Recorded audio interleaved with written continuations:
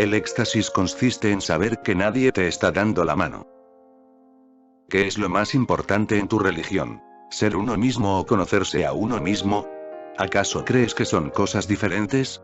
¿Cómo puedes conocerte a ti mismo si no eres tú mismo? Y viceversa. ¿Cómo puedes ser tú mismo si no sabes quién eres? Ser uno mismo y conocerse a uno mismo no son cosas distintas, de ahí que no se plantee la cuestión de elegir. Son dos aspectos de un mismo proceso. Tienes que trabajar en ambos a la vez, simultáneamente. Ninguno de los dos se puede pasar por alto. Sin embargo, es más fácil comenzar por ser tú mismo, es más fácil porque otras personas te han distraído de ti mismo. Las máscaras que llevas no son una imposición propia. Te han obligado a ser alguien distinto del que eres. De ahí que sea más fácil eliminarlas. Es más fácil liberarse de cualquier tipo de esclavitud, porque ¿quién quiere ser esclavo? Esa no es la naturaleza de ningún ser, ni humano ni no humano. La esclavitud va contra la existencia, de ahí que sea más fácil eliminarla. Siempre es una carga, y en lo más profundo continúas luchando contra ella. A pesar de que en la superficie lo seas, en lo más profundo nadie puede conseguir que lo aceptes. En lo más profundo de tu ser, siempre la rechazas, de modo que es más fácil eliminarla. El proceso es simple. En cada cosa que hagas, en cada cosa que pienses, en cada cosa que decidas, recuerda algo. ¿Proviene de ti o es otra persona la que está hablando?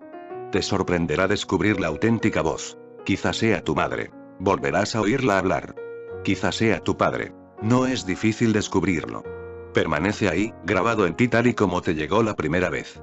El consejo, la orden, la disciplina, el mandamiento. Puedes encontrar a muchas personas. Al sacerdote, a los profesores, a los amigos, a los vecinos, a los familiares. No hace falta que luches. Por el simple hecho de saber que no es tu voz sino la de otra persona, sabes que no la seguirás. Sean cuales sean las consecuencias, buenas o malas, ahora estás decidiendo ir por tu cuenta, estás decidiendo ser maduro. Ya llevas demasiado tiempo siendo un niño. Llevas demasiado tiempo siendo dependiente. Ya llevas demasiado tiempo escuchando esas voces y obedeciéndolas. ¿Y dónde te han conducido? Al caos. De modo que descubre de quién es esa voz y dile adiós, porque la persona que te dio esa voz no era tu enemigo, su intención no era mala. Sin embargo, no se trata de su intención, se trata de que impuso algo en ti que no está surgiendo de tu verdadera fuente interior, y todo lo que proviene del exterior te convierte en un esclavo psicológico. Únicamente tu voz te conduce a tu florecimiento, a la libertad. Sí, al principio el camino parecerá peligroso porque siempre le estabas dando la mano a tu padre, a tu sacerdote, a tu rabino, a tu madre. Y cuando el niño le da la mano al padre no tiene miedo, no hay ningún peligro. Puede confiar en su padre. Sin embargo, ahora estás dándole la mano solo en la imaginación. Ya no hay padre. Es únicamente la imaginación. Y es mejor saber que estás solo y que no hay ninguna mano para ayudarte, porque entonces intentarás encontrar tu propio camino para protegerte a ti mismo contra los peligros. Es peligroso seguir creyendo que todavía estás protegido cuando realmente no es así. Eso es lo que les ha ocurrido a millones de personas en el mundo. Sienten que están protegidos, protegidos por Dios, protegidos por todo tipo de cosas. No hay Dios. No hay nadie que te proteja. Estás solo y tienes que aceptar tu soledad con alegría. De hecho, supone un gran éxtasis que no haya nadie que te dé la mano. Mi abuelo me quería mucho, precisamente por mis travesuras. Incluso a su avanzada edad él era travieso. Nunca le gustaron mi padre ni mis tíos, porque estaban en contra de las travesuras de este anciano. Todos le decían: ahora tienes 75 años y deberías comportarte bien. Tus hijos ya tienen 50 y 55 años. Y tus hijas, 50 años. Sus hijos están ya casados y han tenido hijos, y tú sigues haciendo cosas que nos avergüenzan. Yo era el único con el que se llevaba bien, porque yo adoraba a ese anciano por la sencilla razón de que no había perdido su infantilidad a pesar de que tenía 70 años. Era tan travieso como un niño. Y hacía travesuras incluso a sus hijos, a sus hijas y a sus yernos, y ellos se quedaban asombrados. Yo era su único confidente porque conspirábamos juntos. Evidentemente, había muchas cosas que no podía hacer, así que tenía que hacerlas yo. Por ejemplo, su yerno dormía en la habitación y mi abuelo no podía subir al tejado, pero yo sí que podía. De modo que conspirábamos juntos. Él me ayudaba, hacía de escalera para que yo subiera al tejado y quitara una teja. Así, con solo una caña de bambú y un cepillo atado a ella, por la noche, le tocaba la cara a mi tío. Él se ponía a gritar, y toda la casa acudía corriendo. ¿Qué pasa? Pero para entonces nosotros ya habíamos desaparecido. Él decía. Había un fantasma o alguien que me estaba tocando la cara. Intenté atraparlo, pero no pude porque estaba oscuro. Mi abuelo seguía siendo completamente inocente y yo me daba cuenta de la gran libertad que tenía. Era el mayor de toda mi familia. Debería haber sido el más serio y el más apesadumbrado por todos los problemas y todas las ansiedades, pero nada le afectaba. Todo el mundo estaba serio y preocupado porque había muchos problemas. El único que no estaba preocupado era él. No obstante, hay una cosa que nunca me gustó, por eso me he acordado de él ahora, y era dormir con él. Tenía la costumbre de dormir con la cara tapada y yo tenía que dormir también con la cara tapada, y eso era agobiante. Se lo dije claramente. Estoy de acuerdo en todo lo demás, pero esto no puedo aguantarlo. Tú no puedes dormir con la cara destapada, pero yo no puedo dormir con la cara tapada, me ahogo. Sé que lo haces con todo el cariño, me abrazaba y me tapaba completamente, eso está muy bien, pero por la mañana mi corazón habrá dejado de latir. Tu intención es buena, pero por la mañana tú estarás vivo y yo ya me habré marchado al otro mundo. De modo que nuestra amistad es fuera de la cama. Él quería que durmiera con él porque me quería mucho, así que me decía, ¿por qué no vienes y duermes conmigo? Yo le contestaba, sabes perfectamente que no quiero que nadie me ahogue, por mucho que su intención sea buena. Tú me quieres y te gustaría abrazarme incluso por las noches. También solíamos ir a dar un largo paseo por las mañanas, y algunas veces por la noche cuando había luna. Sin embargo, nunca le permití que me diera la mano. Y él me preguntaba, ¿por qué? A lo mejor te caes, o te tropiezas con una piedra o con otra cosa. Yo le decía, pues mejor. Deja que me tropiece, no me moriré por eso. Eso me enseñará a no tropezar, a estar alerta, a recordar dónde están las rocas. Sin embargo, si me das la mano, ¿hasta cuándo podrás darme la mano? ¿Cuánto tiempo vas a poder estar conmigo? Si puedes garantizarme que estarás conmigo siempre, entonces, por supuesto que quiero que me des la mano. Era un hombre muy sincero, así que admitió. Eso no puedo garantizártelo, ni siquiera puedo garantizarte el día de mañana. Y hay algo cierto, tú vivirás más y yo estaré muerto, de modo que no voy a estar aquí siempre para darte la mano. Yo le dije. Entonces, es mejor para mí que aprenda a partir de este momento, porque un día me dejarás aquí en medio, sin ayuda. Y si me has enseñado a darte la mano, solo habrá dos caminos. O empiezo a vivir en una ficción. Dios Padre. ¿Por qué se llama a Dios Padre? Sí, hay dos tipos de religiones en el mundo. Unas llaman a Dios Madre, y otras lo llaman Padre. La mayoría de las religiones llaman a Dios Padre por la sencilla razón de que la mayoría de las sociedades son patriarcales, machistas. Sin embargo, en el mundo hay algunas pequeñas tribus que siguen siendo matriarcales, en las que la mujer ocupa una posición más alta que el hombre. Evidentemente en esas sociedades Dios no puede ser un hombre. En esas sociedades Dios es madre. En cambio, no hay ninguna sociedad que llame a Dios tío. Es curioso, muy curioso, porque tío es una palabra más antigua que padre. Padre no es muy antigua. Es una incorporación tardía al lenguaje.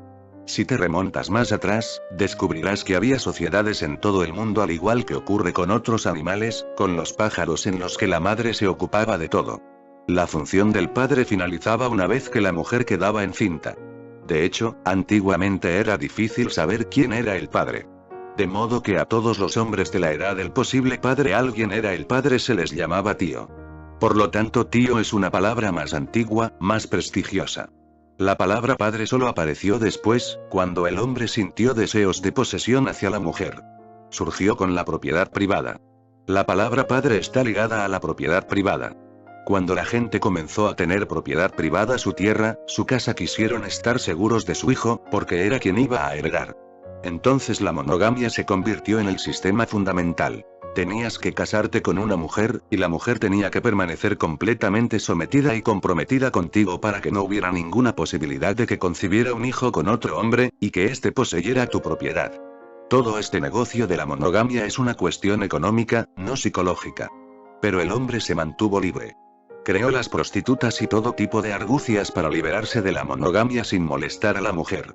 Sin embargo, la mujer tenía que permanecer totalmente dedicada al hombre. No solo en la vida, también en la muerte. En la India, la mujer tenía que morir con el marido. Tenía que saltar viva a la pira funeraria en la que estaban quemando al marido, porque éste era muy celoso. ¿Qué garantía tengo de que cuando yo muera, mi mujer no empiece una relación con otra persona? Pero el problema principal era evitar que la propiedad que había acumulado se la había ganado, la había explotado o la había robado para conseguirla fuera a manos de otra persona. Debía ir a su propia sangre. De modo que si un día sientes que te falta la mano de tu padre, comienzas a crear una ficción. Dios Padre, que por supuesto es invisible, te está dando la mano y te está guiando. Yo le dije a mi abuelo: no quiero encontrarme en la situación de tener que crear una ficción para vivir, quiero vivir una vida real, no una vida ficticia. No soy un personaje de novela. De modo que déjame solo, deja que me caiga. Intentaré levantarme. Espera, limítate a observar, y eso será un acto más compasivo hacia mí que darme la mano. Él lo comprendió y me dijo: tienes razón, llegará un día en que no estaré aquí. Es bueno caerse algunas veces, resultar herido, levantarse, perderse de vez en cuando. No tiene nada de malo. En el momento en que descubres que te has desviado, vuelves. En la vida se aprende por medio de la prueba y el error.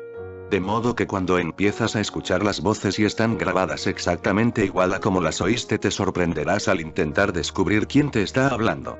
Simplemente te reirás. Ah, esta es mi madre. Hace 20 años que no la veo, y sigue intentando manipularme. Puede que esté muerta, pero sigue intentando agarrarte por el cuello desde la tumba. Su intención no es mala, pero te está dejando paralizado. Yo solía decirle a mi padre: no me des ningún consejo aunque te lo pida. Tienes que ser muy directo conmigo. Solo tienes que decirme: descubre tu propio camino. No me des consejos. Porque teniendo un consejo a tu disposición tan fácilmente, ¿quién se molesta en buscar su propio camino? Yo no he dejado de decirles a mis profesores: por favor, recordad una cosa. No quiero vuestra sabiduría. Simplemente enseñadme vuestra materia. ¿Usted es un profesor de geografía y está intentando enseñarme moral? ¿Qué tiene que ver la moral con la geografía? Me acuerdo del pobre hombre que era mi profesor de geografía.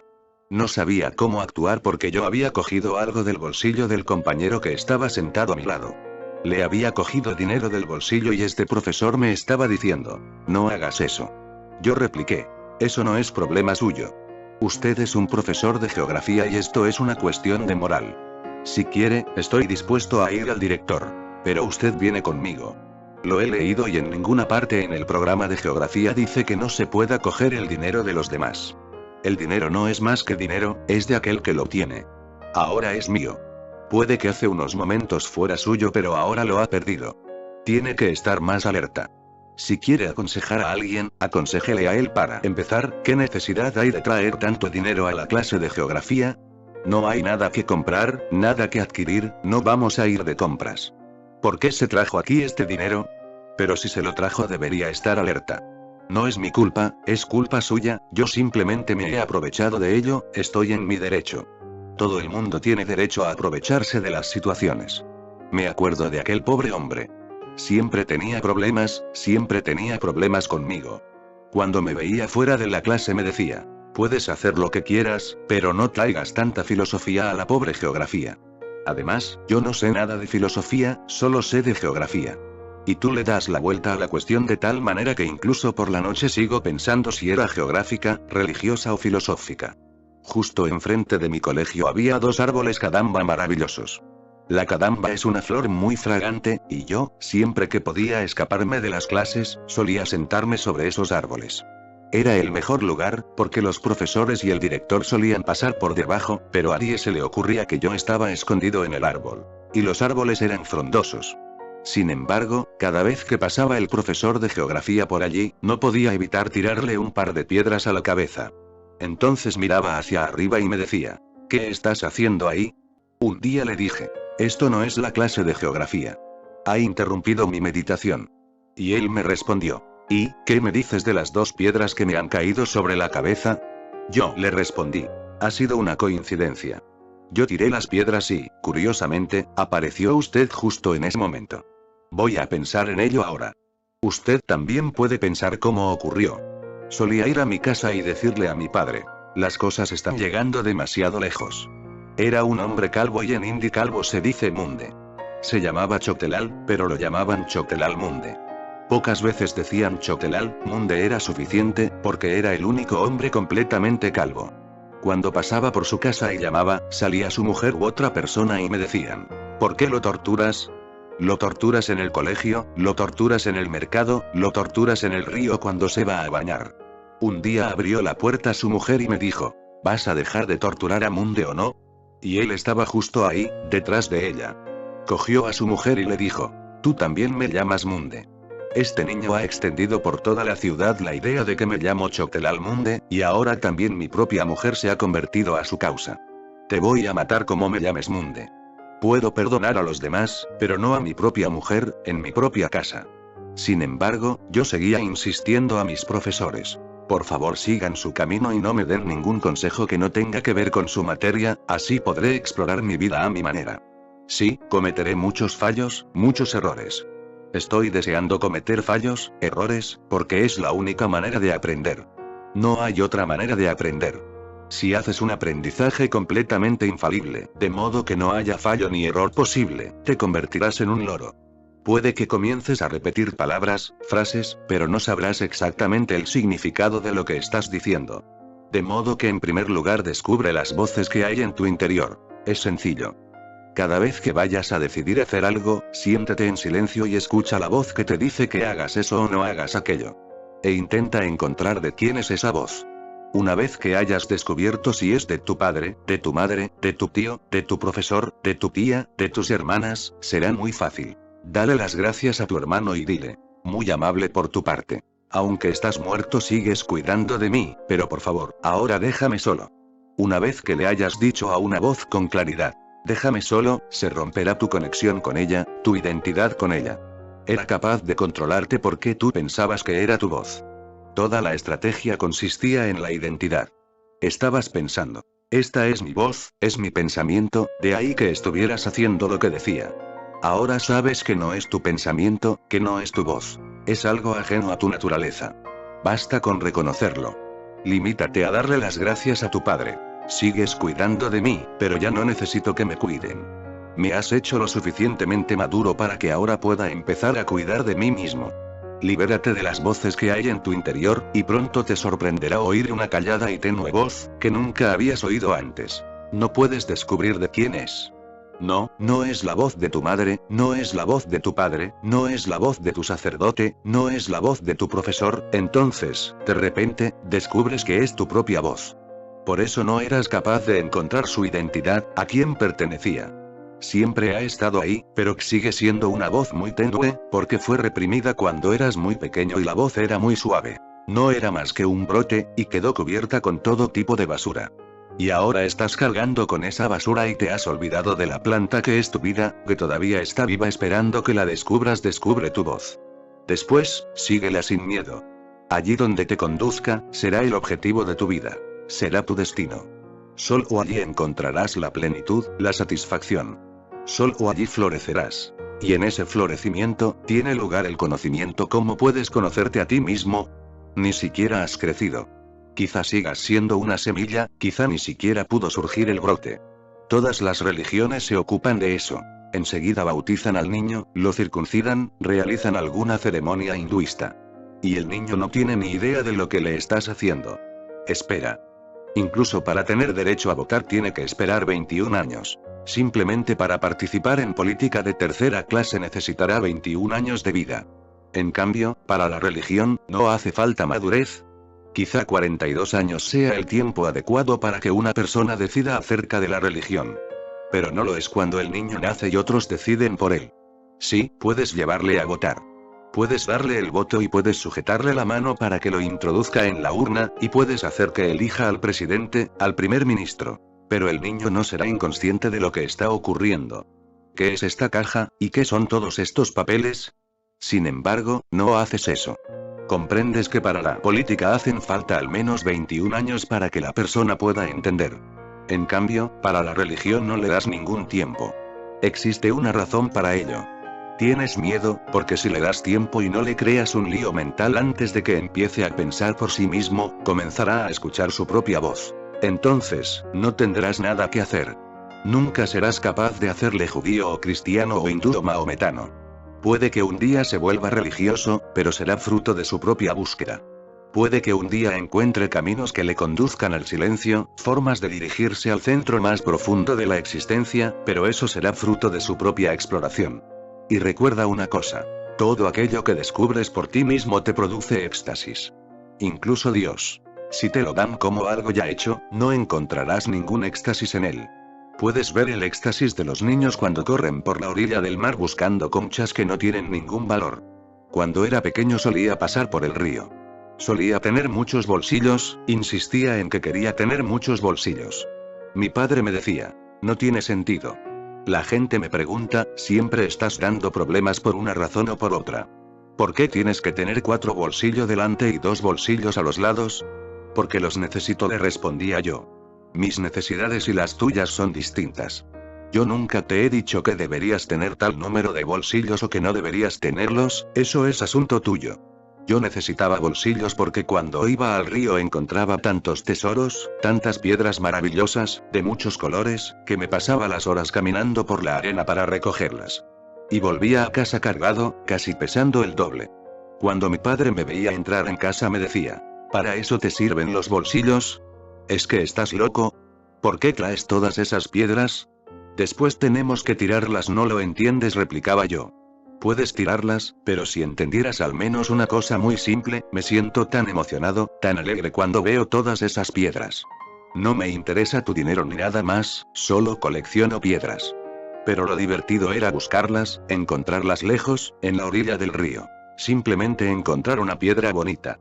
Un día mi padre se hartó tanto que cogió a 4 trabajadores y les dijo, id al río y traedme todas las piedras que podáis, porque mi hijo pierde un montón de horas allí todos los días.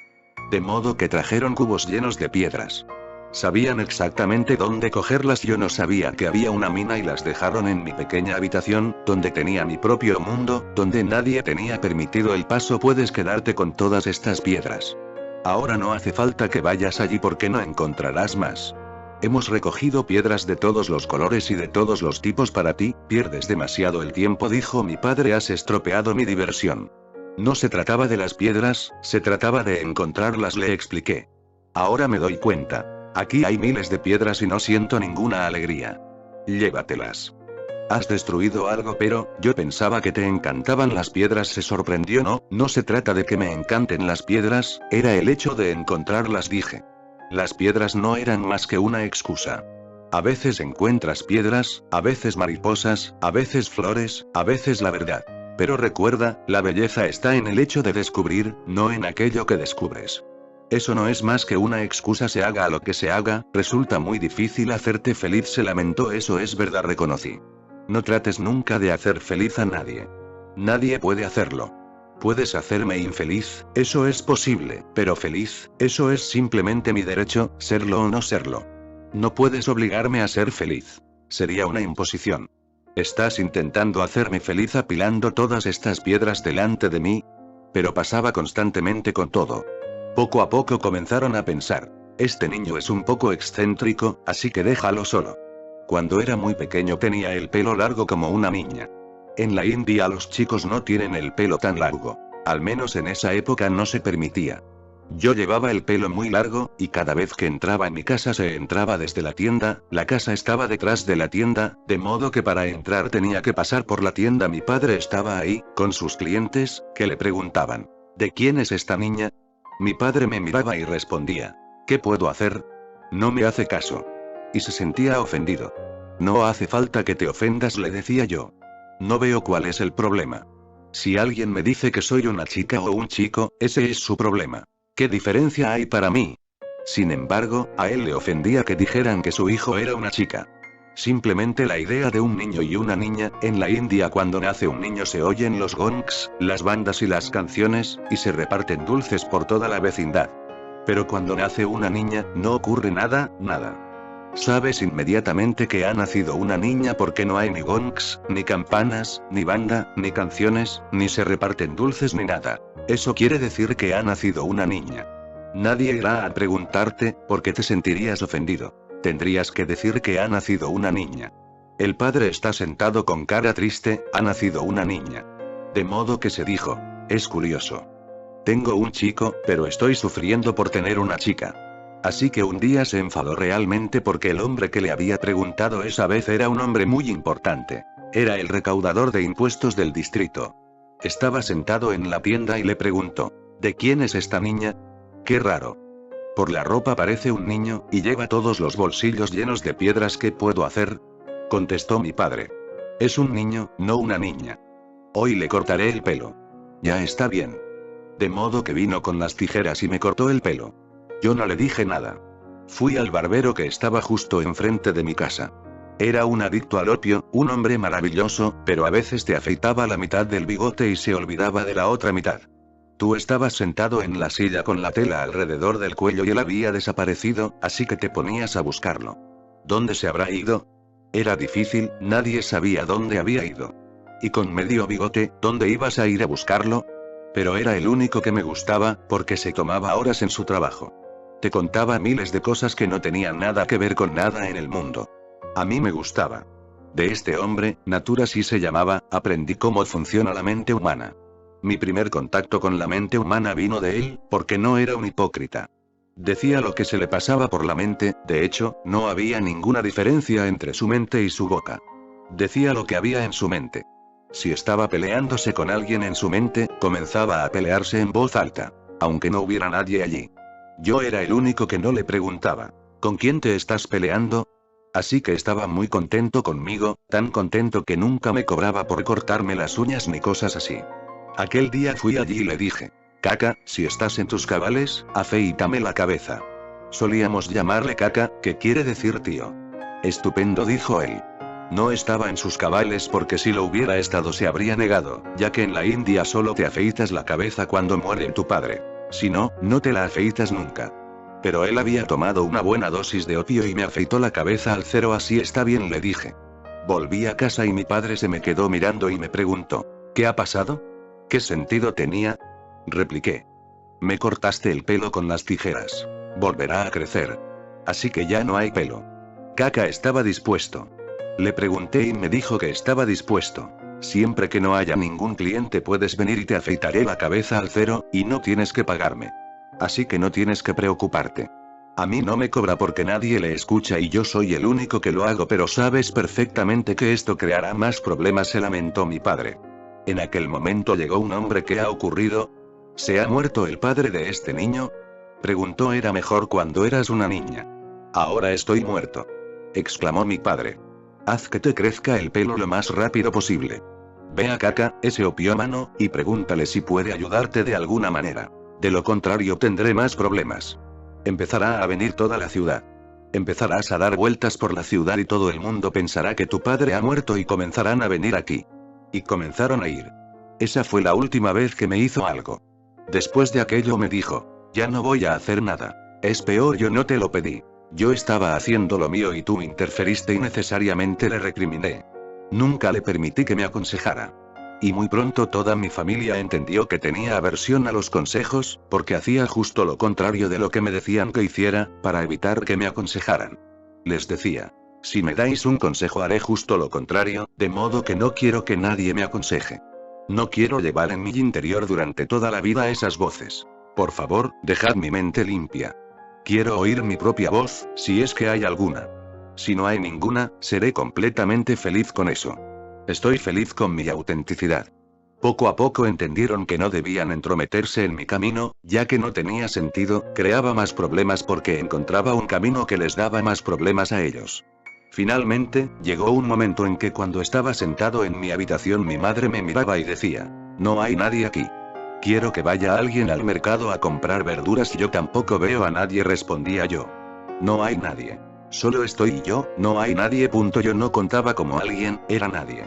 Me veía frente a ella y decía: no veo a nadie. Y estaba de acuerdo conmigo. No veo a nadie, la habitación está vacía, y se marchaba a buscar en otro lugar a alguien a quien enviar al mercado.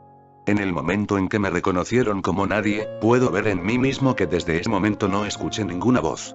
Debió de ser cuando yo tenía 9 o 10 años cuando lo reconocieron. Tuvieron que reconocerme como nadie. No contar conmigo de ninguna manera, no depender de mí para nada, ni para las pequeñas cosas. Mi madre decía: ve y trae una docena de plátanos, y yo iba.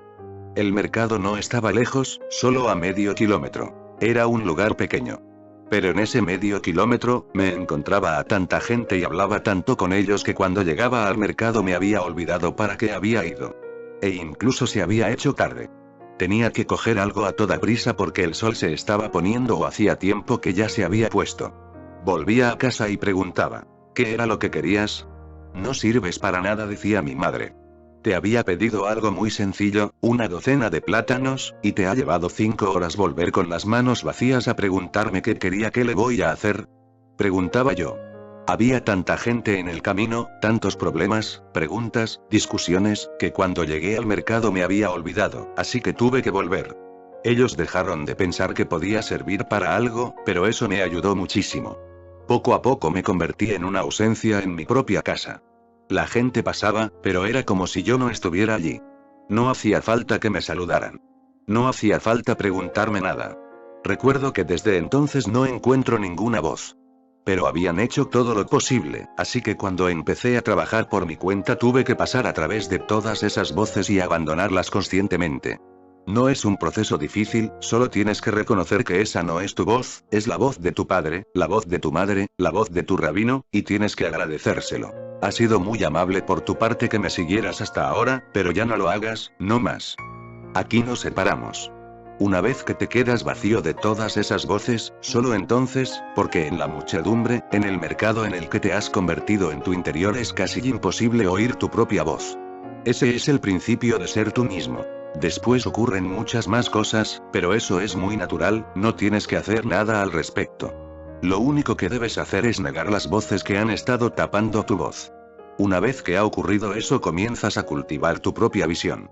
Poco a poco comienzas a darte cuenta de problemas de los que antes no eras consciente porque ibas cargando con las respuestas. Por primera vez comienzas a escuchar preguntas de gran importancia, que ni siquiera sabías que tenías. Tu pregunta, por el mero hecho de que sea tuya, es importante, porque en esa misma pregunta se oculta la respuesta. Tiene que ser tu pregunta, solo entonces llevará su propia respuesta. Sin embargo, los denominados bienhechores no hacen más que darte sus preguntas, sus respuestas. Nadie se preocupa de si es tu pregunta o tu respuesta. De hecho, tienen miedo de que algún día encuentres tu pregunta. El día que descubras tu pregunta, todas sus respuestas ya no servirán, todas sus escrituras no serán más que basura.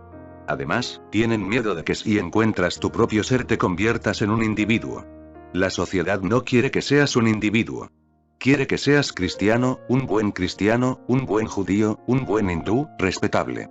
Pero no quiere que seas un individuo, porque el individuo se mueve, actúa, vive en libertad. El individuo se sentirá feliz de morir, pero no se le puede convertir en un esclavo psicológico. Y una vez que eres un individuo es muy fácil conocerte a ti mismo, porque ahora tú eres tú mismo. Entonces solo tienes que cerrar los ojos y ver quién eres. De modo que no dividas la pregunta en dos. No me preguntes qué es más importante, si ser uno mismo o conocerse a uno mismo. Sé de dónde ha surgido la pregunta, ya que una de las afirmaciones más famosas de Sócrates es conócete a ti mismo, y uno de los grandes descubrimientos de la psicología moderna es sé tú mismo. De ahí la cuestión. ¿Qué es más importante? Sócrates no es alguien que puedas dejar en el pasado. Hay algunas personas que siempre serán contemporáneos. Sócrates es una de ellas. Cuando dice conócete a ti mismo está dando por hecho que no te puedes conocer a ti mismo sin ser tú mismo. De modo que si quieres conocerte a ti mismo tendrás que ser tú mismo. Son dos caras de una misma moneda. Para empezar, sé tú mismo, porque ya han perturbado demasiadas cosas en ti, han alejado demasiadas cosas de ti, te han quitado demasiado. Tu ser está cubierto con tantas capas de personalidad que tendrás que hacer exactamente lo mismo que con una cebolla. Pelarla. Cuando pelas la cebolla y quitas una capa, aparece otra nueva. Así estás tú, cubierto de capas de personalidad. Vale la pena recordar la palabra personalidad. Viene de la raíz persona. En el teatro griego, los actores solían llevar máscaras, y hablaban a través de la máscara. Sona significa sonido. Persona significa sonido que proviene de una máscara. No sabes quién es la persona, solo oyes el sonido y proviene de una máscara. La palabra personalidad proviene de la palabra persona. Es literalmente verdad. Tu personalidad no es más que muchas máscaras. Y todo lo que dices y haces proviene de la máscara. Nunca es realmente tú mismo, no tiene tu firma. De modo que abandona todas las personalidades. Y no tienes solo una, recuerda. La gente normalmente piensa que tiene una personalidad. Eso es totalmente erróneo. Tienes muchas personalidades almacenadas, de modo que cuando necesitas una personalidad diferente cambias inmediatamente de máscara. Te conviertes inmediatamente en una persona diferente. No se pierde ni un momento. El cambio de una personalidad a otra se ha vuelto algo casi automático. Y hay tantas que no serás capaz de contar cuántas personalidades tienes. Cuantas más personalidades tengas, más refinado y más respetado serás en la sociedad. Obviamente tus personalidades te dan más facilidades, te permiten funcionar de muchas maneras en las que los demás no pueden funcionar. Gurdjieff solía jugar a un juego con sus discípulos. Se sentaba en el medio, con un discípulo a cada lado. Había trabajado mucho en las personalidades. Había trabajado tan conscientemente que se había vuelto capaz, como se vuelven capaces muchos actores, de mostrar simultáneamente dos facetas. Por un lado de su boca un discípulo veía que estaba contento y por el otro veía que estaba muy enfadado y que no era el momento de decir nada. Podía pegarte o hacerte algo. Era capaz de sonreír con la mitad de la boca, mientras la otra mitad permanecía triste y seria. Es difícil aprender, pero uno puede entrenarse. No es un gran problema. Los actores, los grandes actores, están continuamente haciéndolo. Tú ves la película entera, no ves que en un momento el actor tiene que reírse y al momento siguiente tiene que llorar. Mientras están filmando la película tiene que cambiar de personalidad. Tú solo ves la historia que te presentan, pero ¿qué le pasa al actor? Se enamora de una mujer a la que odia y muestra todo aquello que ni siquiera un enamorado sería capaz de mostrar. En los ojos, la cara, las palabras, el abrazo, en todo. En ese momento se convierte en el enamorado. Lleva toda la personalidad del amante de la mujer que tiene enfrente. En la segunda escena puede que tenga que llorar. Y los actores son capaces de llorar, de hacer que se les llenen los ojos de lágrimas. Al principio tiene que utilizar sustancias químicas para que le salgan lágrimas, pero solo si es un actor aficionado. Una vez que un actor es realmente capaz, ya no hace falta. Simplemente cambia de personalidad. Pone cara de tristeza, de pena y comienzan a brotarle las lágrimas. No solo te está engañando a ti, puede engañar a su propia química. Todas esas personalidades están continuamente moviéndose en ti. Eres una multitud, muchas personas juntas, todas ellas divergentes. Muchos enemigos en conflicto, lucha y pelea constante. Por eso ves a la gente tan angustiada. De lo contrario, no hay por qué estar angustiado, a no ser que tengas muchas voces en tu interior, en conflicto, luchando, tratando de controlar a todas las demás. Una voz intentando hacerse con el monopolio. Gurdjieff las llama los ios. Es lo mismo. Puedes llamarlas personalidades, ios o egos, y puedes empezar a buscarlas. Es un juego maravilloso observarlas. Por la tarde, decides que la mañana siguiente te levantarás a las 5. Esto es algo que llevas decidiendo muchos años, y sabes que todas las noches lo decides. Sin embargo, esta noche es diferente. Eso también lo sabes. Todas las noches has estado diciendo. Esta noche es distinta. Mañana me levantaré. Todo tiene un límite. Pero llevas diciendo lo mismo todas las noches. No estás diciendo nada nuevo, pero no eres consciente. A las 5, cuando suena el despertador, te limitas a apagarlo y te enfadas con él. Puede que tires el despertador, te des media vuelta y digas, con el frío que hace esta mañana, y este maldito despertador, y te vuelvas a dormir. Solo quieres dormir 5 minutos, y lleva años ocurriendo eso. Todas las mañanas, solo 5 minutos, vuelves a dormirte. Cuando te despiertas son las 9 y de nuevo estás arrepentido, triste, pensando, ¿cómo es posible? Había decidido levantarme. Y volverás a hacerlo, pero nunca creerás que la personalidad que decidió por la noche debía de ser una determinada personalidad y la que tira el despertador por la mañana es una personalidad diferente. No son una misma personalidad. No pueden ser una misma personalidad. La personalidad que estaba diciendo, mañana me levantaré, ya no está al mando, ya no está trabajando. Hay otra persona al mando, que dice, olvídate de todas esas estupideces, y tira el despertador y dice, vete a dormir. Fuera hace mucho frío, ¿es que estás tonto? Se está tan calentito y sienta también darse media vuelta, además, después de la molestia del despertador parece que se duerme incluso mejor. Cuando vuelves a despertarte a las 9 estás triste. Esta es una personalidad diferente. No es la que ha tirado el despertador. No es la que te dijo, solo unos minutos, y esta personalidad decide. Ahora, pase lo que pase, mañana me levantaré. Seguirás haciendo esto toda tu vida, y no serás capaz de ver un hecho muy sencillo. Tienes muchas personalidades, a cada momento habla una personalidad distinta, habla de forma distinta, tiene ideas distintas. Simplemente obsérvala. El mero hecho de observarla supone una gran alegría, es una representación tan buena que no hace falta ir al cine. Puedes limitarte a cerrar los ojos y ver la película que sigue pasando, con tantos actores y tantas actrices. Allí tienes todo lo que necesitas. Metraje en bruto, sin editar. No obstante, antes de que llegues a conocerte a ti mismo tienes que ser tú mismo. Tienes que eliminar todas esas personalidades que son como capas de ropa y llegar a tu profunda desnudez. El principio comienza ahí. Lo segundo es muy simple. El problema es lo primero. Lo segundo es muy simple. Cuando hayan desaparecido las personalidades, cuando te haya abandonado la muchedumbre y estés solo, cierra los ojos. Entonces verás quién eres, porque ya no hay nadie más. Solo existe la conciencia de un gran silencio, de ningún objeto. Allí no encontrarás ningún dios, ningún alma, ningún ángel. Todo eso es ficción. Si te encuentras a alguien, recuerda que estás volviendo a tener alucinaciones. Si te encuentras a Jesús, échalo. Si te encuentras a Krishna, dile, vete.